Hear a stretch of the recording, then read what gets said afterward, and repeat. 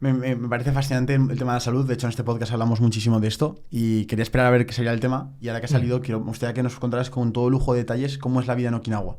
Al final, Okinawa es una isla que está en Japón. O sea, Japón son todas islas, pero Okinawa es como una isla más pequeña, como si fueran las Canarias en España, que es famosa por una cosa, y es porque es una de las 5 zonas azules que hay en el mundo en la que hay más centenarios, ¿no? Que viven más de 100 años. Sí. He visto el documental y he visto muchas cosas relacionadas con el trabajo, el no jubilarse, el tal, que tienen que ver. Pero tú que has estado ahí, al final yo creo que es la mejor experiencia que puedes tener, no lo que has visto en un documental, sino lo que has visto con tus ojos. ¿Qué viste cuando fuiste a Okinawa? Vale, yo también cuando descubrí que en Japón había una de las zonas azules, eso me llamó mucho la atención. Dije, yo esto tengo que verlo con mis propios ojos. Y decidí irme allí. Estuve allí unos cuantos días viviendo con una familia de japoneses que me estuvo llevando por diferentes lugares, entrevistando a centenarios. O sea, mi objetivo era intentar eso, descubrir cómo vivía la gente de Okinawa para vivir más, pero a verlo con mis ojos, no de lo que yo había visto, leído y que se dice, ¿no? Y al final, pues, compruebas un poco que lo que se dice es la verdad, ¿no? De lo que se dice de ellos. Yo que vi allí en Okinawa, pues vi primero que están muy en contacto con la naturaleza, para empezar. O sea, viven en la selva, o sea, el poblado de Ogimi está en la selva de Jambaru, que es una selva que hay al norte de la isla de Naha, que es la principal. Abajo está la capital, Naha, que es una ciudad relativamente grande para ser Okinawa. Luego hay muchas pequeñas islas con poblaciones más minoritarias. Y en el norte, yendo para el norte, está la selva de Jambaru y ahí está el poblado de Ogimi, que en realidad el poblado está dividido como en pequeños pobladitos. Es un poblado que está como fragmentado. Que esa es como la parte famosa de Okinawa, esa es la ¿no? parte famosa de los centenarios, ¿vale? Y están muy en contacto con la naturaleza y cerca del mar. Que eso ocurre en varias de las zonas azules de los otros lugares, Hostia. ¿vale? Como en la que está en Costa Rica y la que Orense. está... Bueno, en Orense sí. tenemos también una zona de longevidad muy alta. En Orense, además. Y también está muy rodeado de naturaleza, ¿no? Eso yo creo que es un factor que les ayuda. Luego, otro factor que les ayuda es, evidentemente, su dieta. Es decir, una dieta muy tradicional. Tienen mucha costumbre de tener su propia huerta, que eso es algo que les viene desde hace tiempo. Entonces, incluso a ancianos mayores, a mayores te estoy hablando de 99 años, que yo entrevisté a la señora Okushima, de 99 años de edad, que ahora tendrá 100 y pico. Porque se queda viva seguro. Estaba genial la tía, sí. Y ella tenía su propia huerta que trabajaba todas las mañanas, se levantaba para quitar las plantitas, no sé cuánto. Qué bueno. Y hacer las cosas. Entonces producía alimentos de origen ecológico que ella misma producía. Entonces hay mucha costumbre de como todos tienen sus huertas y hay un espíritu de comunidad muy grande, que a diferencia de las grandes capitales de Japón, que la gente se va aislando, ¿no? Con ese exceso de trabajo y tal, y la parte de las relaciones es un punto que les flaquea. En las zonas más tradicionales la comunidad es muy importante y las relaciones humanas muy importantes, sobre todo en la zona de Okinawa. Y entonces ellos se dan los excedentes de producción, se los reparten. Entonces lo que me sobra a mí te lo doy a ti, lo que te sobra a ti me lo das tú, de tal forma que muchos de ellos apenas van a comprar al supermercado, por lo menos lo que son frutas y verduras, ¿vale? Luego ya otra cosa que puedas necesitar, sí, pero en eso no. Luego, otro punto es su afición por mantenerse en actividad constante. O sea, los japoneses de Okinawa son gente activa que hasta el último día de sus vidas están haciendo cosas. Una anécdota muy curiosa fue que fui a entrevistar a otro señor Takumi, y Takumi tenía ya 102 o 103 años. Bueno, hasta hacía un año y pico, 2, iba en motito. Pero tú cuando hablas con este señor, por ejemplo, ¿cómo es a nivel de aspecto? ¿Cuánto mide? ¿Cómo está de peso corporal? De peso corporal no está gordo, ya claro. te lo digo. Luego es un anciano, evidentemente ya tiene 100 años, es un anciano, se le ve un anciano, pero se le ve una persona, pues para tener 102 años no aparenta en su edad. ¿Y la energía, sobre todo la vitalidad, esa chispa que se ve de estar vivo, se les veía como que había ahí y tal, o se le veía muy apagado ya? No, se le veía que tenían ganas de vivir, que tenían chispa. Fíjate, Tío, qué locura. fuimos a entrevistar a este chico, a Takumi. No estaba en casa porque había ido al hospital, porque evidentemente pues se van haciendo revisiones y tal cuando son ya muy mayores. Pero nada, no era una cosa grave. Entonces nos fuimos a dar una vuelta para hacer tiempo hasta que Takumi volviese. Y cuando volvimos, nos encontramos al tío que venía con la esto de que le habían hecho, pues le habían sacado sangre, no sé qué, pero quitando unas ramas de uno de los naranjos que tenía, ahí bueno, haciendo, y su hija, pero déjalo ya, no sé cuánto. Y el tío es que se resistía a dejarlo, ¿no? Está ahí, pues haciendo cosas. Hasta hace un año él iba en bicicleta. Con 102 años. Y en moto. Tenía una pequeña motito porque ahí ya extensiones un poco más largas. O sea, hasta hacía un año o 2 años o 3 años me contó que ya le habían dicho a sus hijas que ya la moto se la dejase, una motito que tenía. Pero en Japón una cosa que te sorprende también mucho es ver a gente mayor, gente bastante mayor, ir en bici.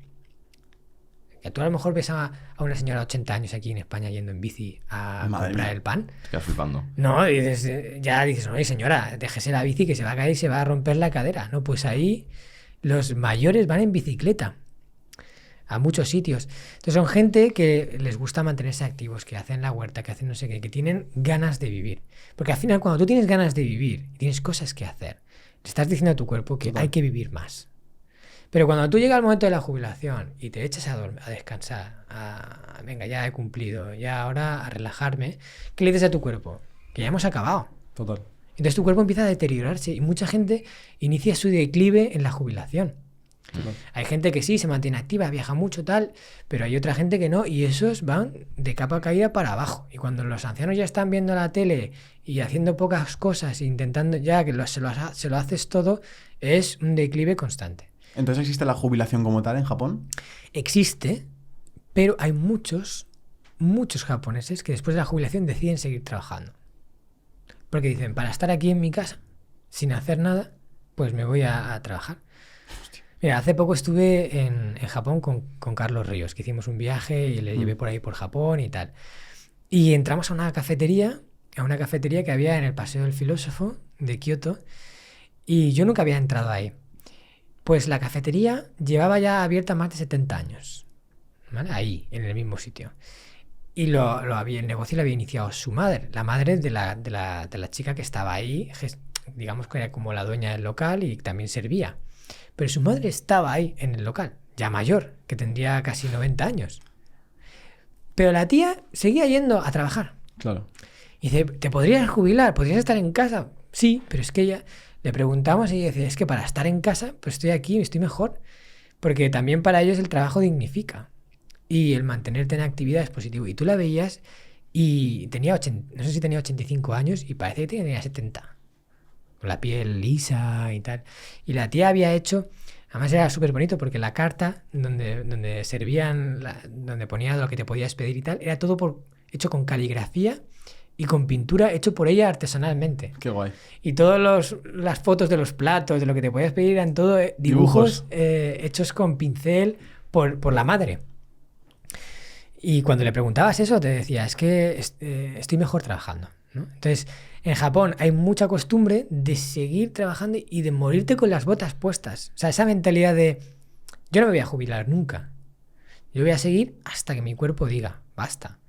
Hay un médico japonés que es muy famoso en Japón, que se llama Shigeaki Inohara. Y Shigeaki Inohara ya murió, pero murió con 105 años. Y hasta pocos meses antes de morir se mantuvo en activo, trabajando. Y la gente le decía, ¿cuándo piensas jubilarte? Y él decía, ¿por qué voy a jubilarme de algo que me gusta hacer? Claro. Exacto. Siempre y cuando sea algo vocacional, porque si estás trabajando en la mina, pues no. Pero si estás haciendo una cosa que te gusta, ¿por qué vas a jubilarte, no? Y él era una persona que se mantenía activo hasta el final. O sea, se murió con sus botas puestas.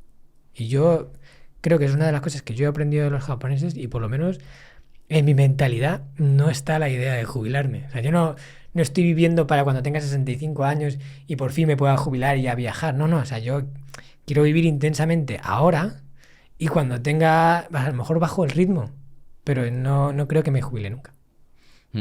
Y desde fuera, la sensación que transmite la cultura japonesa es como calma, paz, estar en presente. ¿Es realmente que están así? Y si es así, ¿cómo lo hacen para estar en presente todos los días? A ver, como en todo, no se puede generalizar, ¿vale? Hablamos de porcentajes. Y si tú me preguntas, ¿hay más porcentaje de gente que vive en presencia en Japón que en España? Te diría sí, claramente. ¿Todos? No. Pero sí que tú percibes que los japoneses cuando hacen las cosas, las hacen con mayor dedicación.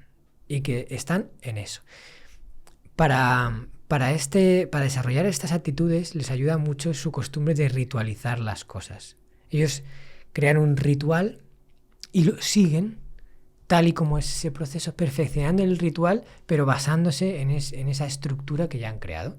Entonces, para hacerlo bien, tienes que estar muy atento, porque a la mínima que te dispersas, no lo puedes cumplir bien. La ceremonia del té es uno de esos rituales. La señora Tokuda, que es la que mi madre japonesa con la que estuve viviendo, ella era aprendiz de la ceremonia del té. Quiere decir, iba a recibir clases para aprender a hacerla. Y llevaba ya más de 15 años recibiendo clases. Wow. Y tenía, cuando yo empecé a vivir con ellos, tenía 73, una cosa así. Vale. En 2 ocasiones tuve la suerte de poder irme con ella a hacer como de la persona que recibe la ceremonia del té. Porque claro, tú para prepararla necesitas alguien a quien darle el té. Entonces yo fui a ver su clase y a verla como la profesora la instruía, le iba... Y me parecía alucinante cómo la ceremonia del té, que todos los movimientos están perfectamente medidos, desde que la artesana entra, da 3 pasos, no 2 ni 4, da 3 y se coloca en el sitio, o sea, tiene que dar los pasos justos para llegar, se sienta, coge la servilleta, todo con unas formas, cómo la pone debajo del cuenco, cómo coge el cuenco. Hostia. Todo está súper... Y la profesora le decía, no, ahí no, colócalo aquí. Porque aquí no, aquí está más en armonía con los objetos que hay alrededor, no está más en el sitio. Y lo has puesto aquí. O sea, después de 15 años aprendiendo, todavía te corregían esas pequeñas cosas. Entonces, esa costumbre de ritualizar les ayuda a focalizarse mucho en las cosas que hacen. Y entonces tú ves a los artesanos japoneses trabajar, a la gente que hace la ceremonia, cuando los ves practicando las artes marciales, haciendo sus katas, el arte marcial del arco, el kyudo, como desde que salen al escenario para tirar la flecha, se tiran 10 minutos para lanzar 2 flechas. 10, ¿eh? Van andando, se ponen, miran la diana, colocan el arco, sueltan la flecha, pum, miran de dónde ha caído, pum, colocan, cogen la otra flecha, la suben, para lanzar 2 flechas, salen y vuelven, andando con unos pasos, todo ceremonioso, ¿vale? Pues su mentalidad y sus costumbres yo creo que les llevan a vivir más en presencia y a hacer las cosas más solo en esa cosa. Se me ha quedado pendiente ahí un tema, es un poco así más fuera de lugar, pero ¿le llegaste a preguntar si mantenían relaciones sexuales a partir de edades tan avanzadas, como 80, 90 años? Bueno, ahí no me metí. Ya me imagino, digo, joder, hay que ser valiente. Es que además en Japón todos esos temas, o sea, el tema sexual, el tema relaciones afectivas, contactos íntimos y tal, es un tema más tabú. Vale. Tabú a la hora de hablar abiertamente. Aquí también ha sido muy tabú mucho tiempo. Ahora, pues tú puedes hablar con una persona y hablar de eso y hablar con más naturalidad. En Japón todavía ese punto es complicado. Entonces, ir a un centenario que no conoces de nada y preguntarle por las relaciones sexuales, la verdad, no entraba sepas, dentro de mí. Que tú sepas, ¿es algo como otra característica de ellos o si no tienes ni idea?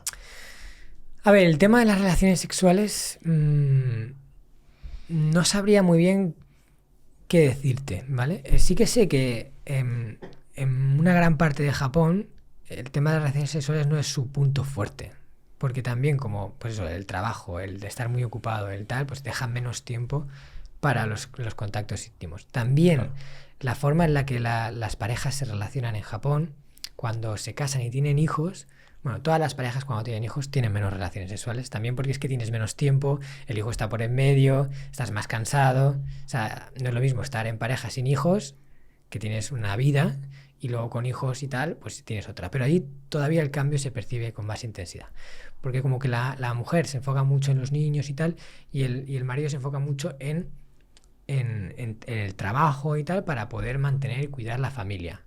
Entonces ahí hay una separación un poco entre la mujer y el hombre a nivel sexual en Japón. Y se han hecho estudios y tal, en los que encuestas en los que se ha visto que la sociedad japonesa es una de las sociedades que menos relaciones sexuales tiene en conjunto. Luego, el tema particular de Okinawa, ahí ya no te sabría decir, porque ellos son como un poco más un espíritu libre.